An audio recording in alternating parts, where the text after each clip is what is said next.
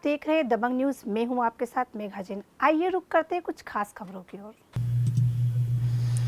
Gas कांड की बरसी पर मुख्यमंत्री शिवराज सिंह चौहान भोपाल की सेंट्रल लाइब्रेरी पहुंचे, जहां उन्होंने गैस कांड में मारे गए लोगों को श्रद्धांजलि अर्पित की।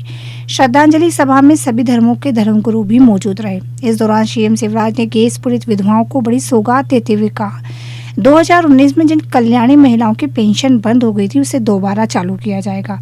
1000 प्रति माह पेंशन दी जाएगी। इसके अलावा उन्होंने बयान देते हुए कहा, गैस कांड में मारे गए लोगों के लिए यूनियन कार्बाइड पर जहरीले कचरे का वैज्ञानिक तरीके से निष्पादन कर एक स्मारक भी बनाया जाएगा।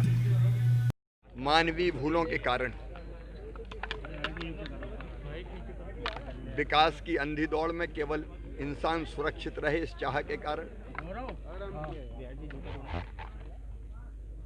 लापरवाही के कारण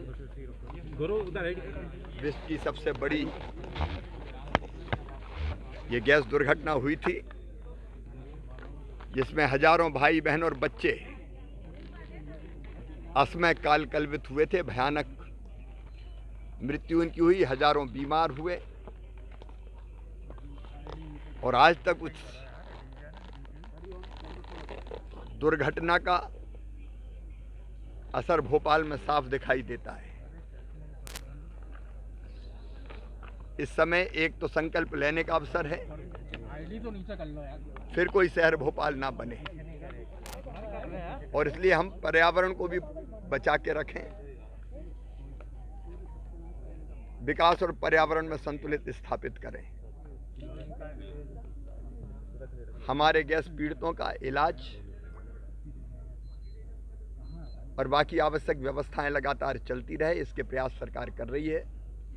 अब गैस पीड़ित क्षेत्रों में भी नर्मदा जी का जल घरों में दिया जा रहा है, लेकिन हमारी बहनों की जो 1000 रुपया जो कल्याणी बहनें थी, जिनका सब कुछ लुट गया था, वो पेंशन 2019 में बंद हो गई थी।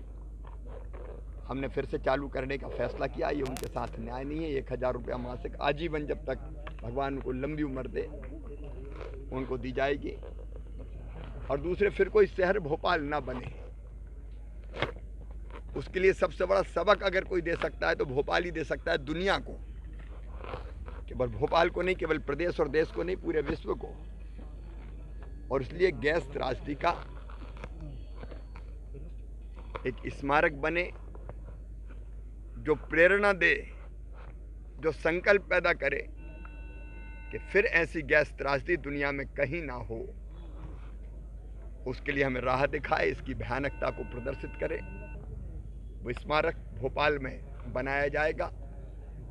उसके लिए सारी आवश्यक कार्रवाई हमारे युवा और ऊर्जावान मंत्री विश्वास सारंग जी करेंगे। वो तेजी से काम करेंगे। जो जहरीले कचरे के निपटान हैं, हालांकि अब 36 साल में कितना जहर बचा होगा, लेकिन फिर भी जो वैज्ञानिक निपटान हो सकता है, उसके सारे प्रयास करेंगे। इंसिनेटर में उसको जलाना है, उसके लिए सहमति बनाना है, और स्मारक के निर्माण का मार्ग प्रशस्त भी करेंगे। मैं सभी 2 और 3 दिसंबर 1984 की दरमियानी रात जो हमारे भाई और बहन नहीं रहे थे, उनके चरणों में श्रद्धा के सुमन